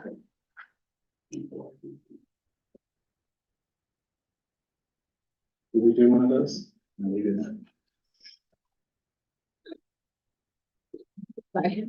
Sorry. I was trying to read your mind. I actually have one of those stickers. One thing that was interesting about the infrastructure piece is I feel like that was never really checked. Yeah, And I was wondering, right now, a lot of those buildings have to have the water drawn down for them to work on them, so you could almost argue a lot of different ways for Yeah. infrastructure being better for them Yeah. to be able to do maintenance, I don't know, there's just a whole piece to that Those are just Eamon's checks. No, I know, I just wondered why you were thinking, I just. Just trying to tip the scales. No, I think one of the things I took away to refine for next time is how to talk about the infrastructure piece. I felt like out of all the values, it was kind of the mushiest. Yeah, And I think it It's was okay. hard to check because of that. And just in general, simplifying the instructions.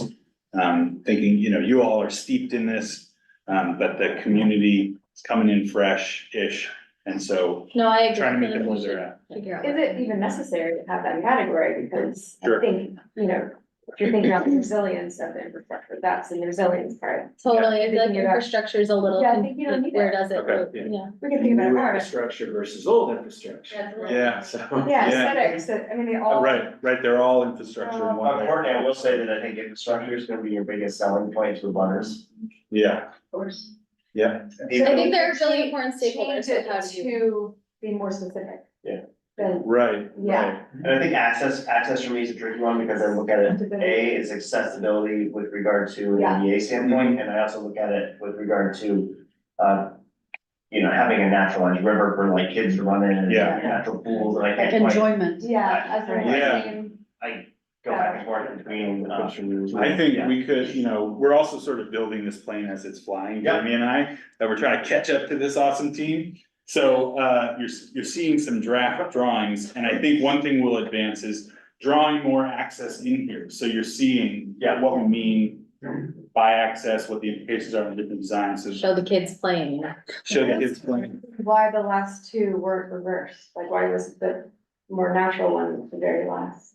Well, that was similar to the beginning when we talked through that, when you talked through the Yeah, different yeah, fish yeah. passage, so I thought the same thing, like, you're gonna switch those, so maybe switch those two. This would be, well, I could go either way, because the thing about 3A is you might have to come in and build 3B later on, Mm. because 3A won't work. So and I also see it as like, Because of the connectivity issue. yeah, you might put in or you might do Yeah. 3A, just unleash the river and then realize, well, because of the bedrock, it's Just gonna too take it up. steep for the fish, so we actually have to do this anyway.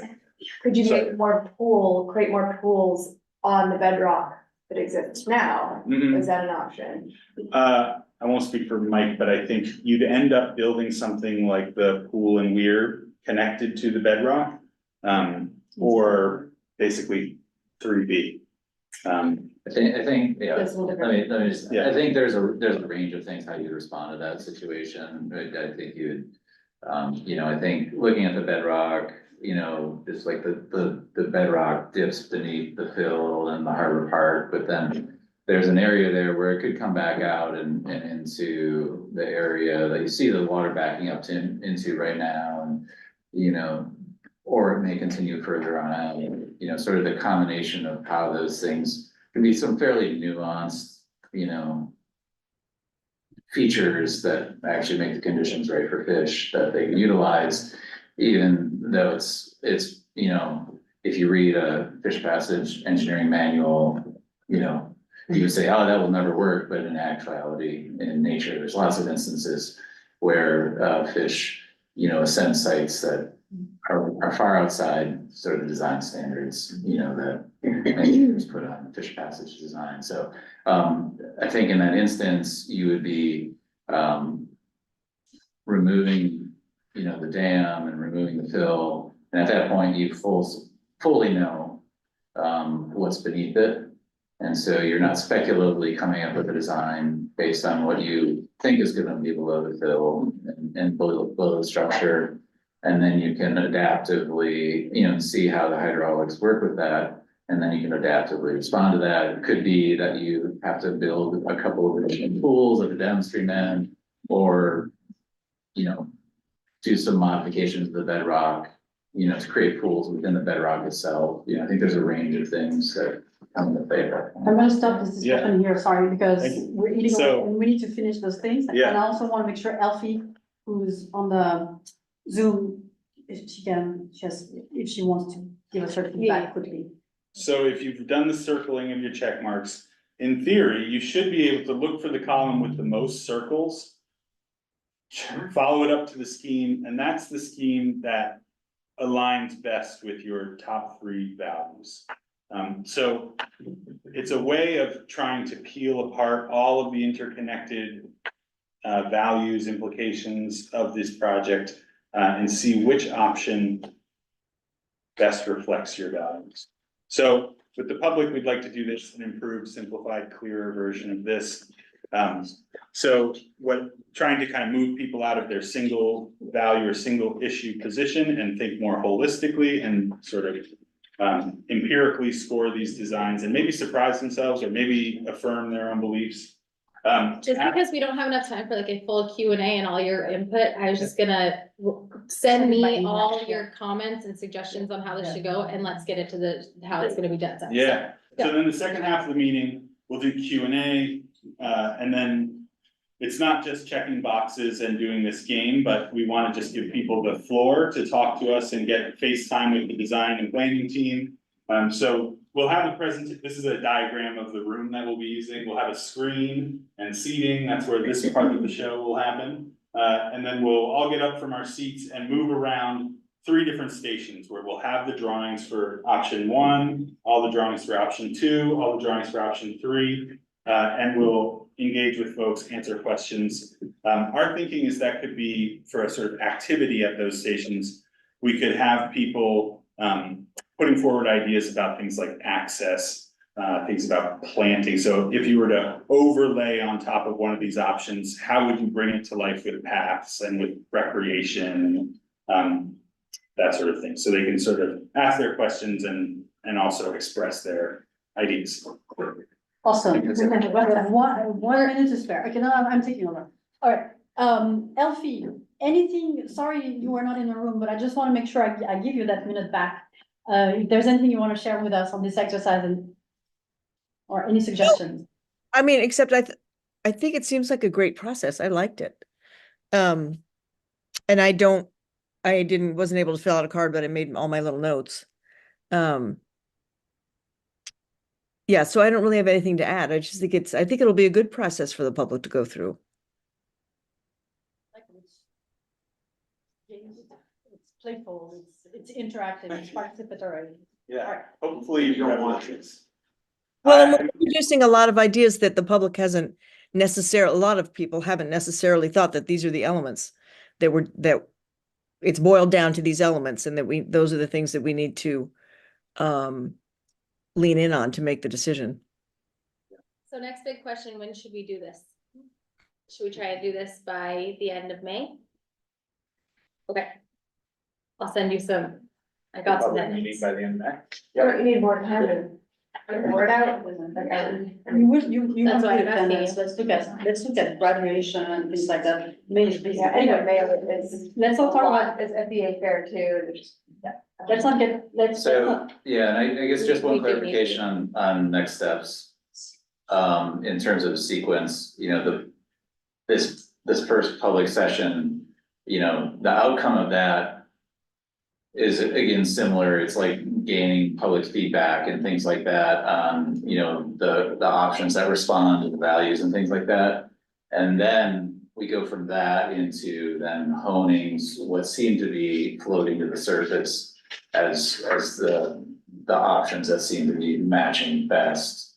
And so that would proceed after that. So the development of these options isn't gonna be, there's some obvious clarifications we need to make, but they're gonna be, materially different than what you saw tonight. They're just, cartoonish options that establish the building blocks of the major options that within which there's a lot of ability to, refine, optimize and meet them.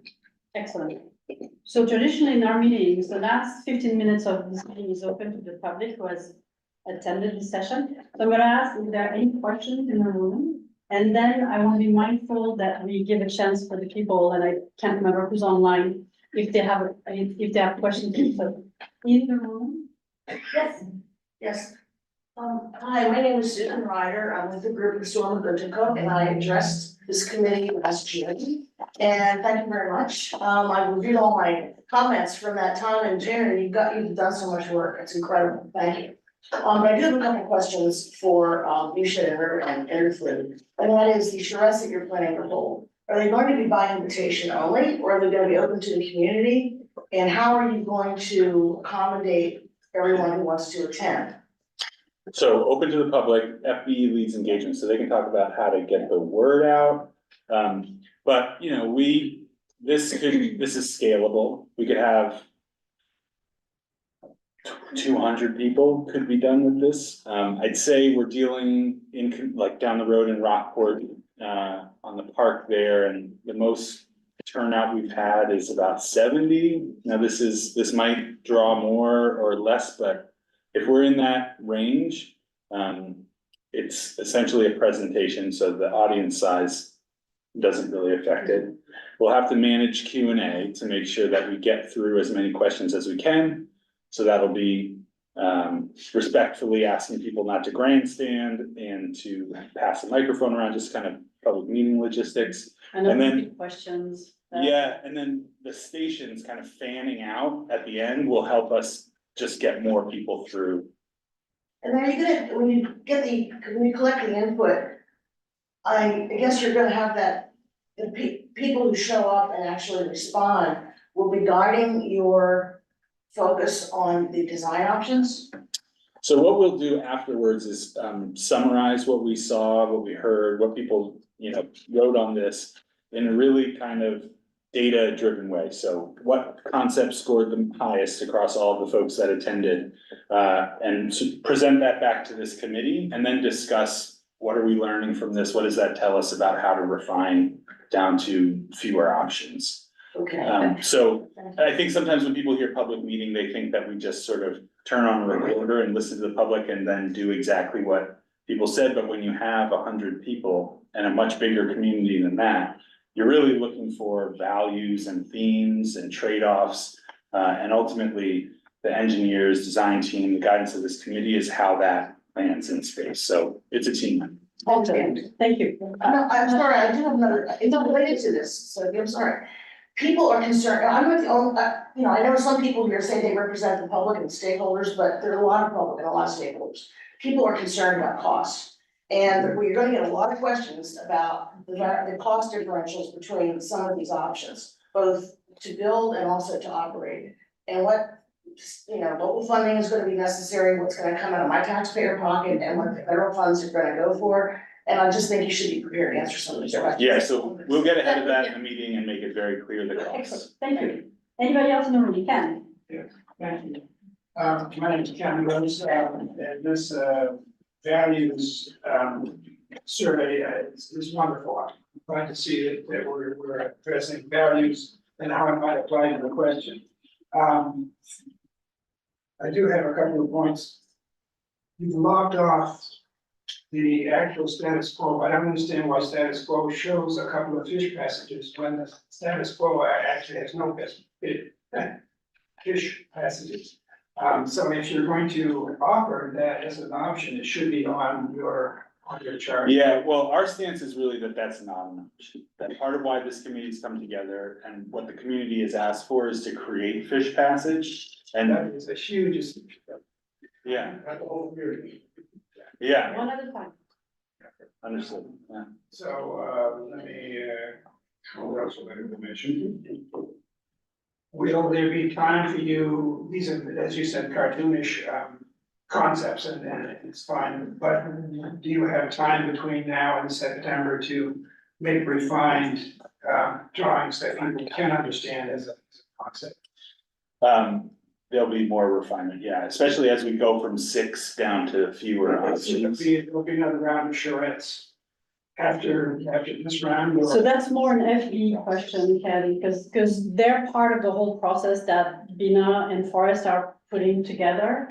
And yeah, and maybe we can table this one, but there will be more engagement, more charrettes. That's the whole point. We're entering into the public facing period of this project. Yeah. I mean, That's it. hopefully we're not just entering it, but, yeah, I think Thanks, this, Ken. Allison, no, we're good. Sorry, I mean, Ken, Tell people if they have 2 minutes and we get through them, we can get back to somebody. Yeah, this time not after these things. But Rick, Allison had a hand up before. Okay. I actually, agree with Ken about the need to evaluate the status quo. I think that was one of the mistakes in the initial feasibility study.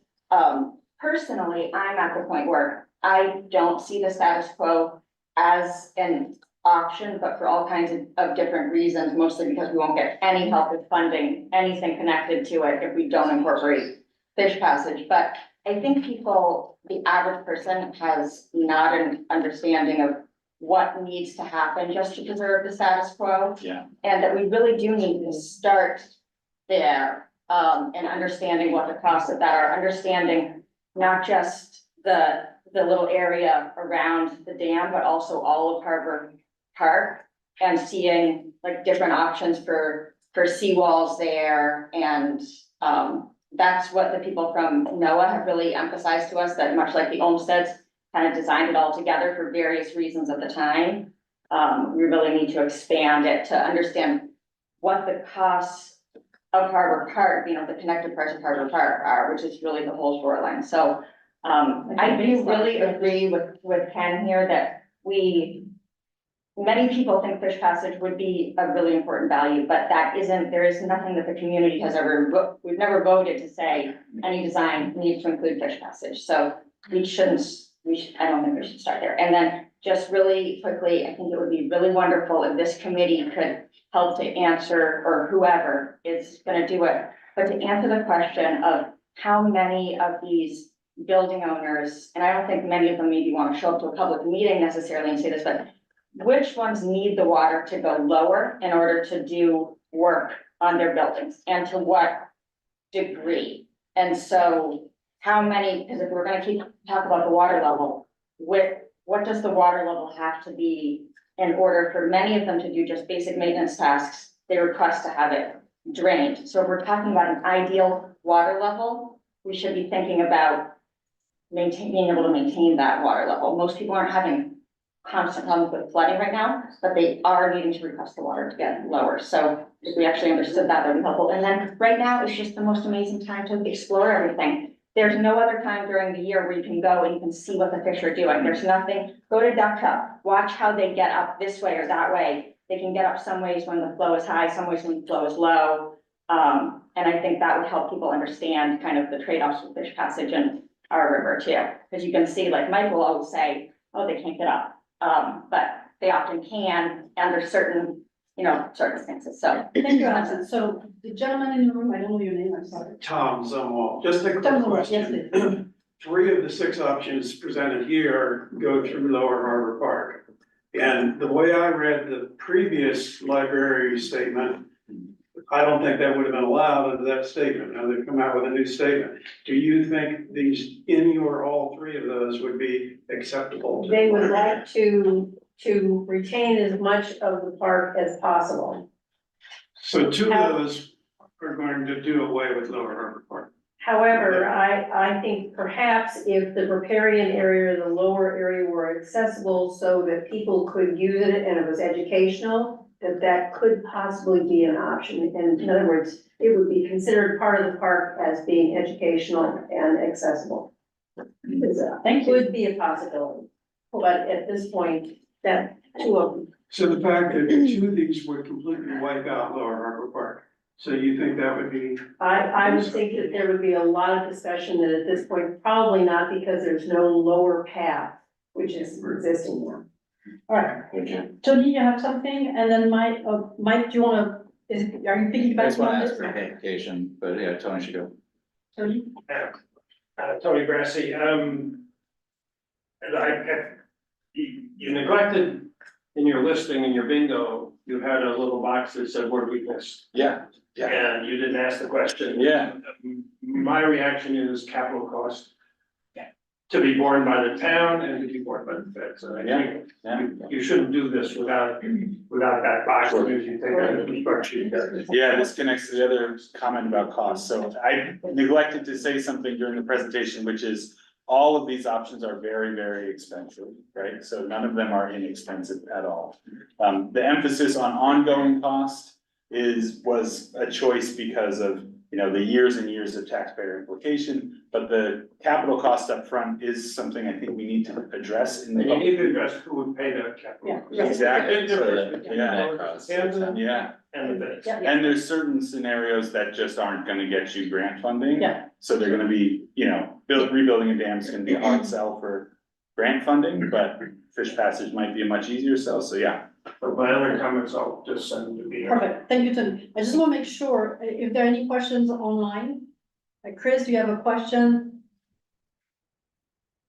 I guess I. Okay, Elfie, you're good? Yeah, I also had that question about the drawdown for the store owners. So I'd be curious about that, but I just wanted to, that was the only thing that I had in my mind and it was addressed. I mean, it was brought up.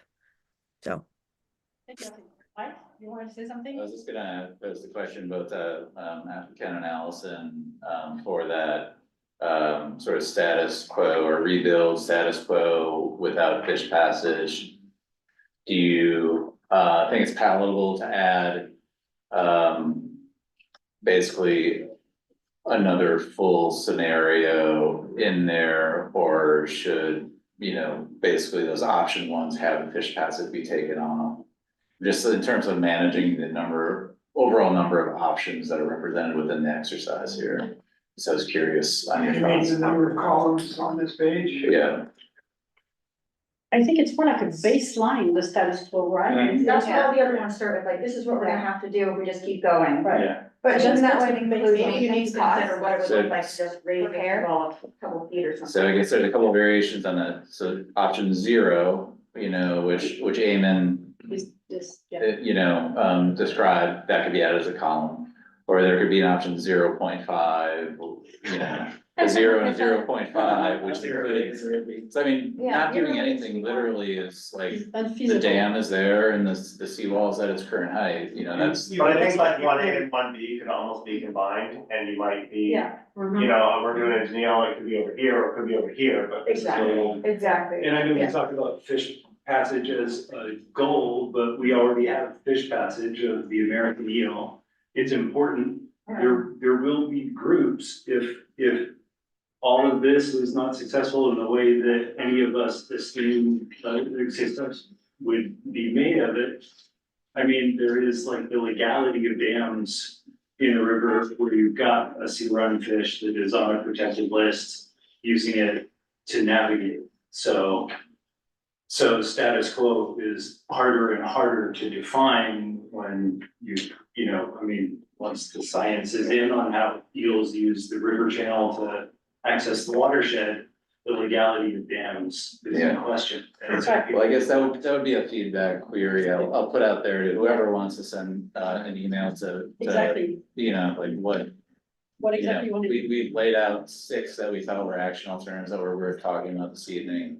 Give us your feedback on what should be a column on this table. And keep your feedback going. I know it was a very like rapid fire session, but we're getting into the meat of things. All right. When's our next meeting?